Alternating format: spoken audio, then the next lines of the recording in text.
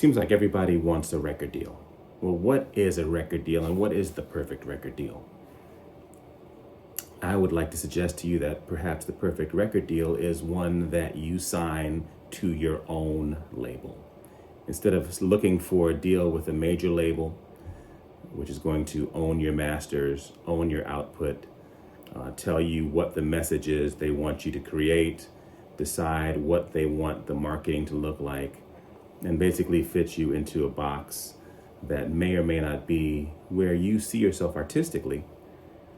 Perhaps you're better off creating your own business organization where you would record, produce, release, promote, and actually control the message that you want to put out into the marketplace.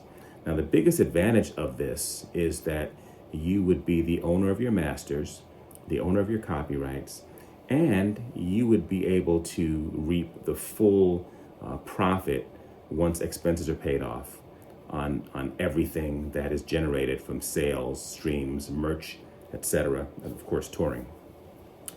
In a major label type deal, whereas you may get an advance, and with a small indie label, maybe that advance is just a few thousand, maybe it's tens of thousands, maybe if it's a really big deal, it's hundreds of thousands. With a major label that is fighting against other major labels to sign you, maybe it's $1 million, right? But in any event, those advances are advances against future royalties. And because of that, most artists never recoup. That is, that money that's been paid up front, which is an advance that goes into your pocket and pays for the production of the record, that money is never recouped, never repaid to the label, so the artist never gets any royalties.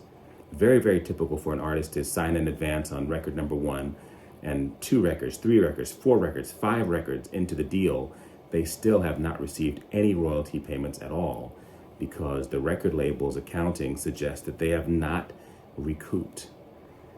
This is not an ideal situation to be in, especially when you consider that on top of that, you have no ownership, no equity interest, and the label is telling you exactly what they want your message to be. So my suggestion is that most artists would be better off if they were to structure their own entities, put their own company together, get a team in place. You may not be able to do everything yourself, so you get a team in place. Maybe someone handles your legal, someone handles your marketing, someone handles your production, whatever. You get all that team in place, but then you control your messaging, you control your image, and you control your masters. Now, to be clear, as an entertainment attorney, I'm going to make more money if the artist signs with a major label and gets a big advance. But that having been said, I feel as though my artists are often better served if they don't sign those deals and instead start their own companies, create their own brands, and build something that they can generate income long term on. It doesn't take long to be able to see a positive effect on the revenue if in fact you are generating the money and keeping it in-house, as opposed to getting a very small percentage of what the record label earns after recoupment. So think about that. If you'd like to talk a little bit more about it, certainly holler at me. Happy to talk to you about it and give you ideas on how you can structure this and, get started on this road to owning your own music business. This is what I would consider the perfect record deal.